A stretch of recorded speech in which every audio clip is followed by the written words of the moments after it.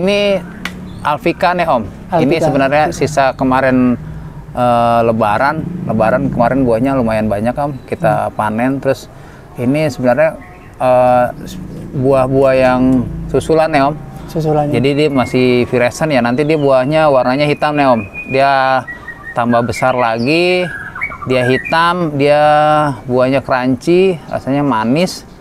Dan ada sedikit rasa muskatnya juga nih Om. Kalau Alfika nih Om, dia buahnya lumayan besar. Ini saya nggak, kemarin karena buah susulan saya nggak lakukan penjarangan Om. Jadi buahnya agak-agak sedikit berdempetan ya Om gitu. Tapi ini ntar mungkin sekitar sebulan lagi dia baru bisa matang nih Om. Kalau yang ini Solomi nih Om. Ini Solomi kemarin lumayan keluar buah banyak setelah saya melakukan proses pembuahan. Nah kalau Solomi ini dia jenisnya kismis Om. Buahnya kecil tapi dia rasanya enak Om. Ada muskatnya kenceng nih Om. Walaupun buahnya nggak terlalu besar. Dia seperti Veles lah Om. Kalau Veles kan dia merah ya Om. Kalau ini Solomi dia nanti matangnya agak kuning aja Om. Jadi cenderung hijau. Tapi rasanya lumayan enak nih Om. Dari negara mana nih Om? Dia dari Ukraina Om. Ukraina. Dan dia bisa gampang banget berbuah Om. Mudah. Genjah ya? Dia bisa potes pucuk juga dia berbuah, dari bat juga dia berbuah Om. Nah kalau dari bat biasanya dia dompolannya agak lumayan panjang ya Om. Ini Dixon ya Om, Dixon yang kemarin sisa Lebaran juga ini istilahnya dia buah susulan ya Om. Nah Dixon ini kan dia lumayan ya varian lawas yang masih oke lah ya. Betul, ini buat karena ini genja ya, buahnya juga besar, walaupun rasanya hanya manis, tapi dia garing nih Om. Umur gitu. buah berapa? Ini HSP? umur buah sekitar 90 HP Om. Sebentar lagi 90 dia 90 hari setelah pangkas ya, setelah pruning. Jadi nanti dia agak-agak semburat ngeping baru itu udah biasanya manis Om setelah kita lihat. Nah, Om Mata, kita juga mau melakukan Excel Break nih Om. Excel Break pada jenis Jupiter Om. Mari Om. Sekarang. Oh iya, sekarang Om. Sip. Ikut rekam ya Om ya. Oke, lanjut edukasi Om. kawan-kawan Nah, jenis Jupiter nih Om, kita melakukan Excel Break. Ini Om. Jadi saya ingin berbagi pengalaman ya, atau sedikit yang ingin saya jelaskan bahwa saya di sini akan melakukan metode yang namanya Excel Break atau pemotongan di ujung pohon untuk supaya apa? Supaya untuk pembesaran batang yang akan kita persiapkan untuk pembuahan saat dia masuk fase generatif atau fase pembuahan. Nah metode ini sebenarnya kalau yang mengenalkan di Indonesia, setahu saya ya pribadi, ini Om Eki Tangerang Grab. Jadi apa sih fungsinya untuk Excel Break ini? Yaitu untuk pembesaran batang, kedua untuk penyeragaman tunas-tunas yang sedang tumbuh. Jadi kan kita bisa lihat di sini udah ada yang lebih tinggi banget Om nih Om, lumayan tinggi lah, gitu, yang lebih dari 15 daun. Biasanya saya itu standarnya 15 daun saya Excel Break atau saya potong ujungnya Om.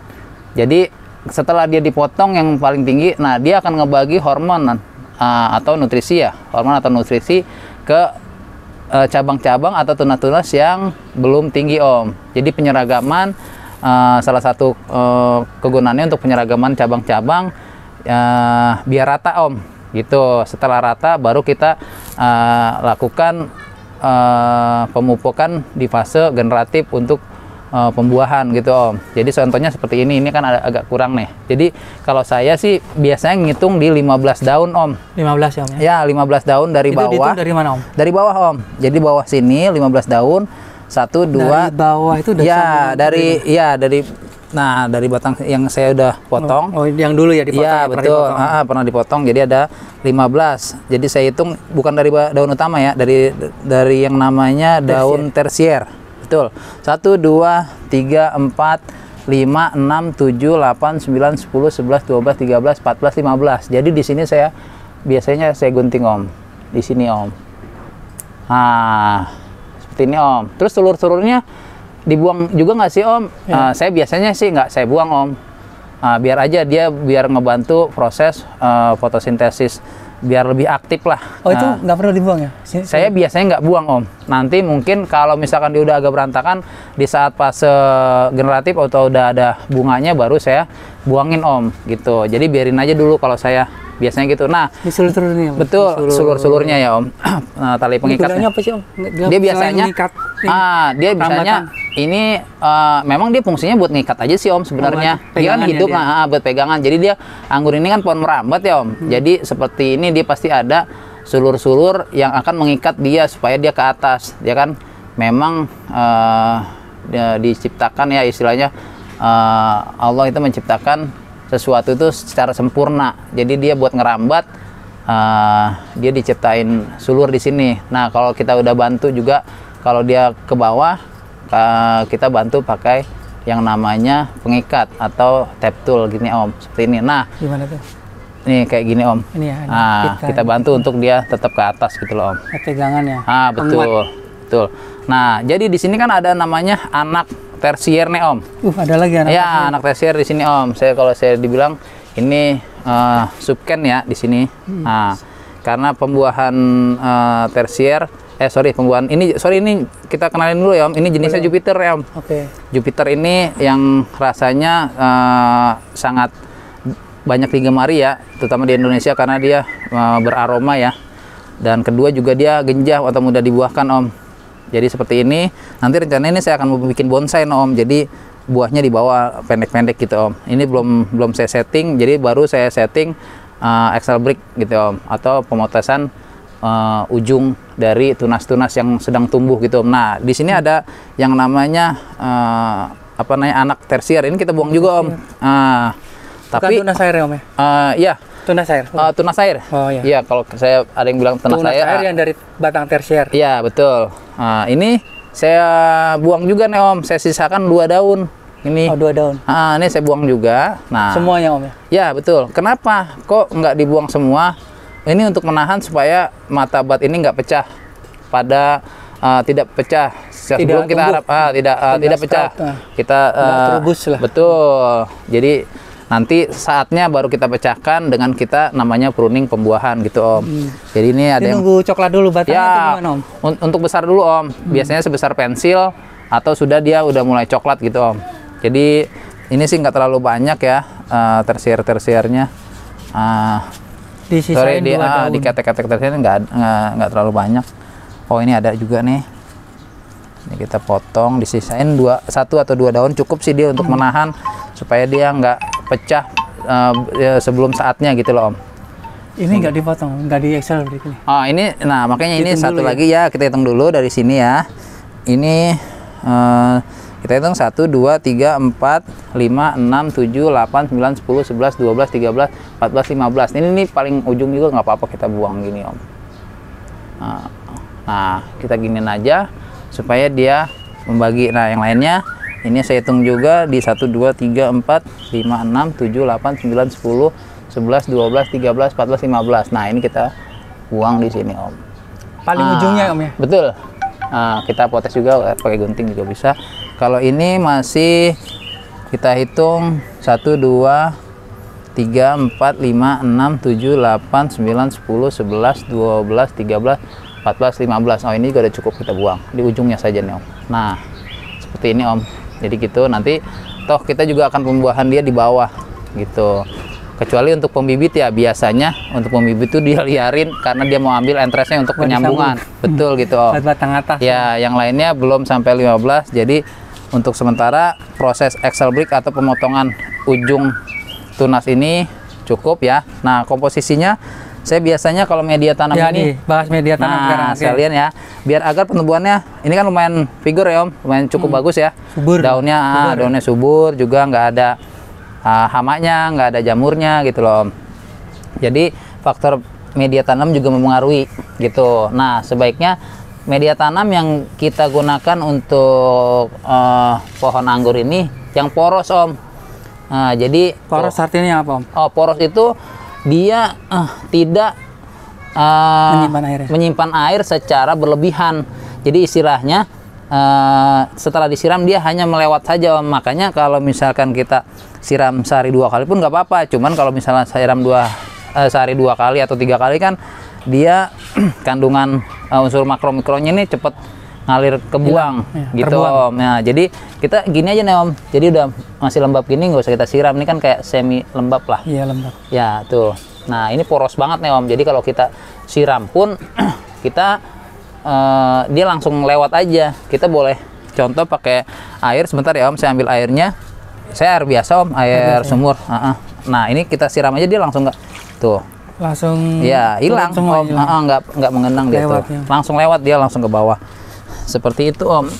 Jadi media tanam. Saya biasanya itu pakai sekam. Saya pakai sekam bakar, ya kan.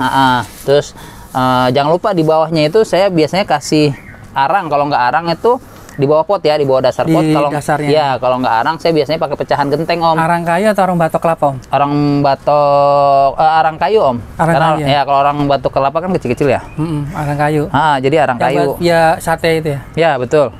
Jadi Bakar gitu. sate. Nah saya juga pakai formula saya yang istilahnya bagus nih Om. Yaitu saya biasanya pakai vermikompos Om.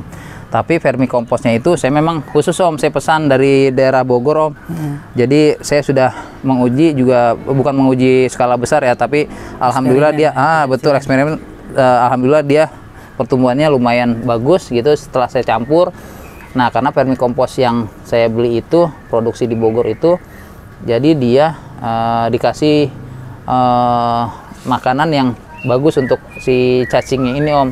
Jadi nggak sembarangan dikasih makan. Jadi saya udah sekarang kalau saya pesan itu sampai 150 kilo, hampir 200 kilo. Iya, diantar. Ada itu saya racik. Seperti itu komposisinya. Nah sama setelah itu sih saya biasanya saya kasih siraman POC buatan saya juga Om. Karena saya produksi POC juga Om.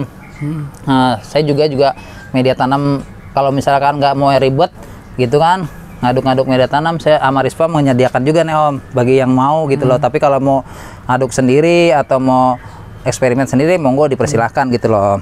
Jadi setelah itu saya fermentasi media tanamnya, saya jemur dengan POC buatan saya juga, saya keringkan, baru saya aplikasikan ke media tanam anggur saya Om gitu. Om kalau tadi Om Marwan bilang ada POC Om. Iya betul. Bisa aplikasinya Om. Iya. Bisa diaplikasi misalnya. Iya. Jadi kalau POC saya ya itu namanya POC Hamarispa Bio Organik gitu Om. Jadi itu untuk fase vegetatif juga bagus. Jadi dia membuat daun hijau, tambah hijau. Jadi proses di klorofil ini bekerja dengan maksimal ya. Jati hijau daun ini bekerja dengan maksimal. Daunnya Jadi oke ini. betul. Jadi bagus untuk proses vegetatif maupun generatif nanti Om, untuk merangsang pembuahan di saat dia sudah masuk fase pembuahan. Jadi dispray Om. Jadi aplikasinya itu 5 tutup botol untuk 1 liter Om. Oke Om, teman-teman Flonasia Channel, saya akan mencoba untuk aplikasi pupuk POC pada tanaman tuh. Jadi untuk 1 liter air ini pupuk POC-nya cukup 5 tutup.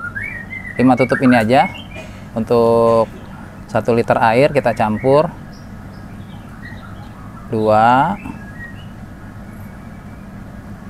Sebenarnya tergantung sih ya. Kalau untuk fasenya vegetatif itu 3 sih sebenarnya cukup untuk buat daunnya hijau, lebih hijau ya kan. Batang ini 3. Nah, untuk masuk ke generatif kita spray di foliar itu biasanya 5 gitu loh. Ini mewakili berapa mili Om tutupnya itu Om? Ini kira-kira sekitar 5 mili lah Om. 5 mili ya? Iya, sekitar 5 mili. Gitu Om. Jadi itu udah cukup, nggak usah kita campur pakai apa-apa lagi Om. Kita langsung spray aja. Nah, kita kocok dulu. Jadi ini sudah kita masukin di sini tadi sekitar 25 cc, masukin di sini gitu loh. Jadi dikocok ini ya, Om? Ya. Jadi ini dikocok. Nah, ini sebenarnya namanya POC itu kita aplikasikan seminggu 2 atau 3 kali sih nggak apa-apa Om, karena kan dia organik Om. Gitu. Ini organik. Jadi alhamdulillah udah teman-teman juga udah banyak yang pakai juga produk ini. Jadi sekarang kita aplikasikan kepada tanaman kita nih Om. Jadi ini kita semprot dari mulai batang bawah Om. Jadi seluruh bagian tanaman. Nah, ini kita semprot semua, daun-daunnya kita semprot semua Om. Baik di atas daun maupun di bawah. Pokoknya intinya seluruh bagian pohon kita semprot Om. Nah, Kalau cuman misalkan ini kan kita semprot satu pohon ya Om. Nah biasanya satu pohon itu 1 liter itu terlalu banyak. Nah ini lebihnya itu jangan kita simpan buat besok Om, karena udah dicampur air, dia istilahnya sudah tidak jadi kita kocor ke media tanam aja Om, karena istilahnya kan sudah nggak bagus ya kalau misalkan dia sudah dicampur nih bahan utamanya dicampur, itu biasanya dia kalau pakai besok udah bau, udah kurang bagus Om. Jadi kita kocor aja ke media tanam, nggak apa-apa, nggak masalah, itu justru tambah bagus. Jadi buat akar-akarnya itu dia lebih bekerja dengan maksimal. Jadi nih semprot seluruh bagian. Waktu terbaik penyemprotan jam berapa Om? Biasanya itu saya antara jam 7, 8 sampai jam 9 Om pagi. Pagi ya? Iya. Pagi hari lebih oke ya? Sebelum gitu. matahari bersinar? Iya gitu. Dan stomata juga masih terbuka ya? Nah, masih terbuka. Daun. Jadi dia menyerap dengan maksimal Om. Jadi gitu. Di bawah daun juga disemprot? Oh iya, saya sih semuanya. Karena dia stomata di situ ya Om? Betul. Ya? Seluruh bagian biasanya saya nggak lewatkan ya seluruh. Om, ini kan 1 liter dicampur dengan 25 cc POC. Betul. Maris ya. Siap. Nah, ini untuk fase vegetatif. Vegetatif. Nah, ya. Kalau generatif komposisinya campuran berapa? Itu biasanya saya naikin hanya sekitar 5 cc, jadi sekitar 30 cc. 30 cc. Tapi intensitasnya saya naikkan. Jadi seminggu bisa sampai 3-4 kali. Kalau ini seminggu cukup 2 atau 3. Okay. Nah, saat di fase generatif atau pembuahan itu saya naikin. Jadi 3 sampai 4 kali penyemprotan di batang-batang ini, karena dia membantu juga nih Om untuk pembesaran batang, juga bisa untuk pembesaran bat-bat yang akan kita pecahkan nanti untuk pembuahan gitu. Nah ini kan udah biasanya lebih nih Om kalau satu pohon. Kalau ini biasanya sih 1 liter ini sekitar 5 pohon atau 6 pohon ini cukup Om. Jadi cukup hemat lah. Betul ya. Betul. Oh, kalau udah sisa langsung di. Ya, biasanya ini kalau udah sisa saya kocor aja nih Om. Ya? Iya, dikocor di media tanamnya, terutama di ujung-ujung sini, karena kan biasanya akar sudah nyampe sini nih Om. Nah, ya jadi pojok-pojok sini saya siram. Tuh, langsung kan dia langsung menyerap kan Om. Nggak genang lagi. Nah, cukup gitu kalau untuk satu pohon. Kalaupun bisa untuk satu pohon bikin aja setengah liter aja Om, gitu Om, setengah liter sekitar 15 cc cukup Om kalau untuk satu pohon.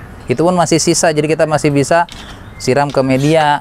Nah kalau untuk 1 liter biasanya sekitar 5 atau 6 tambulapot cukup Om. Om, jadi, kalau selain POC pupuk pertumbuhan apa Om? Pakai apa Om? Saya biasanya pupuk pertumbuhan itu pakai Gromor Om. Gromor yang 32 10 10. Jadi unsur N-nya, nitrogennya saya lumayan tinggi, lebih dari 2 kali 16 kan biasanya NPK Mutiara tuh 16 16 16, tapi saya 32 10 10. Nah, itu pun jangan sampai salah ya saat kita ada naungan atau atap. Kalau misalkan nggak ada naungan, otomatis kalau bisa unsur N-nya itu kecil gitu, karena kan air hujan itu banyak juga unsur nitrogennya Om. Jadi istilahnya kalau misalkan nggak diatapin, kehujanan, terus kita kasih unsur N tinggi, wah itu bisa kacau tuh nanti pertumbuhannya gitu Om. Iya. Kalau pupuk pembuahannya nanti apa Om? Pupuk pembuahannya selain ini saya sih POC saya juga spray untuk membantu pembuahan secara maksimal. Saya biasa standar Om, pupuk pembuahan itu kayak MKP, karena 3, asam humat, asam amino kan dari POC tadi Om, gitu. Udah unsurnya biasanya gitu, paling kalau misalnya mau dikasih boron sedikit Om, gitu. Tapi ingat sebelum proses namanya pruning gitu kan, istilahnya pembuahan, saya juga lagi-lagi pakai metode PPSP-nya Om, ala-ala warga. Gimana tuh, bisa dijelasin? Nah jadi sebelum kita itu, jadi kan PPSP itu adalah persiapan pemupukan sebelum pembuahan. Jadi ya itu Om, kita sedikit kulik lagi bahwa kita nih memuliakan atau media tanam nih Om. Jadi misalkan dia sudah banyak mengandung residu pupuk vegetatif ya, pertumbuhan. Jadi ini media tanamnya kita ganti, kita bongkar minimal separoh. Nah itu kita cabik-cabik atau kita putus-putusin akar-akar yang tua nih Om, yang sudah tidak produktif, supaya akar itu tumbuh baru lagi nih Om, regenerasi gitu Om. Jadi media tanamnya kita ganti minimal separoh untuk proses pembuahan, supaya buahnya nanti maksimal gitu kan. Juga kalau dibilang nanti bat-batnya yang pecah juga cara maksimal, tumbuhnya juga bagus nanti. Nah itu jadi pakai metode PPSP. Jadi persiapan pemupukan sebelum pembuahan. Jadi buangin akar separoh yang udah tidak produktif, ganti media tanam, siram dengan siram dengan pupuk asam amino, kohe kambing yang sudah fermentasi ya. Yang udah digiling itu ya, Om? Betul. Itu cukup 3 aja tuh, Om. Kohe kambing yang sudah fermentasi. Jadi yang digiling belum tentu fermentasi, Om. Kalau digiling kan halus, dari keras dia halus pun udah bisa, ya kan? Tapi yang sudah fermentasi, pastikan sudah fermentasi, asam humat dan asam amino itu cukup, Om. Jadi dia nanti pertumbuhannya sangat bagus, sangat subur.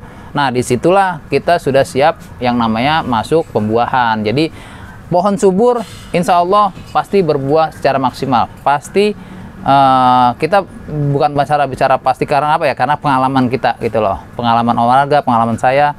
Jadi insya Allah dia akan tumbuh dan dengan maksimal akan membuahkan buah yang cukup baik lah, yang sesuai kita harapkan gitu, Om.